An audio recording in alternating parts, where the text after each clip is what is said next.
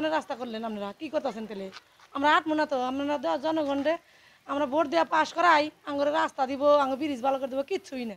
টাঙ্গাইল শহরের লৌহজং নদীর উপর সেতু নির্মাণ করলেও সংযোগ সড়ক না থাকায় বাঁশের সাঁকো দিয়ে সেতুতে উঠতে হচ্ছে স্থানীয়দের। জীবনের ঝুঁকি নিয়েই সেতু পারাপার হচ্ছেন তারা।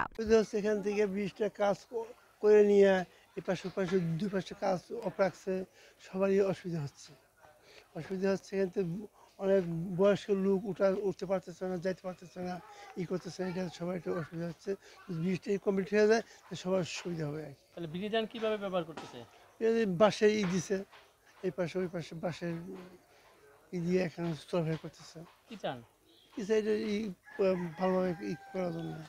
জানা গেছে গত ৩ বছর পূর্বে সোনি তাপস এন্টারপ্রাইজ নামের একটি ঠিকাদারি প্রতিষ্ঠান টাঙ্গাইল পৌরসভার কচুয়াডাঙ্গার ভাবানীপুর পাতুলিপাড়া এলাকায় লৌহজং নদীর উপর সেতুটি নির্মাণ করেন। টেন্ডারে বেঁধে দেয়া সময় মতো সেতুটির কাজ সম্পূর্ণ করলেও সেতুর দুই পাশে সংযোগ সড়কের জন্য মাটি না ফেলায় ৪ কোটি ব্যয়ে নির্মিত সেতুটি এলাকাবাসীর কোনো কাজে আসছে না। অকেজো অবস্থায় পড়ে থাকে সেতুটির উপর গোবর ও ধান শুকান স্থানীয়রা। সেতুটি এখন স্থানীয়দের জন্য গলার কাটা হয়ে দাঁড়িয়েছে। সাঁকো দিয়ে সেতুর উপরে উঠতে গিয়ে অনেকেই দুর্ঘটনার শিকার হন। চরম দুর্ভোগে পড়েছেন সেতু ব্যবহারকারীরা। ঝুঁকি নিয়ে সেতু পারাপার হওয়ার কারণে মাঝে মধ্যেই ঘটছে ছোট বড় দুর্ঘটনা। ঝুঁকি নিয়ে দীর্ঘদিন যাবৎ নদী পারাপার হচ্ছে স্থানীয় লোকজন। সেতুটি ঠিক হলে ১০ গ্রামের কয়েক হাজার মানুষ পৌর শহরে চলাচল করতে পারবে।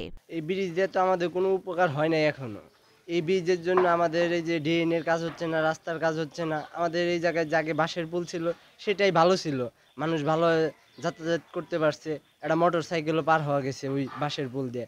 আর এই ব্রিজ দিয়ে তো একটা সাইকেলও উঠান যায় না। এক মুরব্বি সেদিন পড়ে গেছিল সাইকেল নিয়ে। এখন মনে করেন যে আমাদের এই ব্রিজে কোনো উপকার আসে নাই, সত্য কথা বলতে। এখন দেখেন আমি বাজার করে নিয়ে আসলাম, ওপার রিক্সা নামলাম, ওখান থেকে একটা বাচ্চাকে দইটা আমি ৫০ টাকা দিয়ে মনে করেন যখন নিলাম আমার বাসায় দেওয়ার জন্য। আমরা কত কষ্টে আছি জানেন। এখন কি চান? এখন ব্রিজটা একটু ভালোভাবে আমাদের করে দিত, আমাদের এলাকার সবার জন্য সবার উপকার হইতো।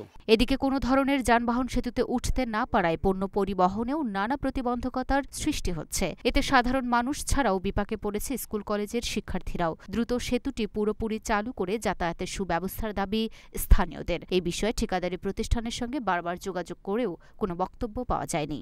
এটা একটা হলো আসলে ওই ভালো আর কত খারাপই হলে বেশি, কারণ এখানে সরকার কোটি কোটি টাকা খরচ করছে, কিন্তু এটা সুফল এই এলাকার পাশে কেউ পাচ্ছে না। কারণ দেওয়ার পরে সেই বাসার সাঁকো দিয়ে যদি হাঁটতে হয় বা এখানে উঠতে পারতেছে না, তাহলে এত টাকা খরচ করে তাহলে কি হলো?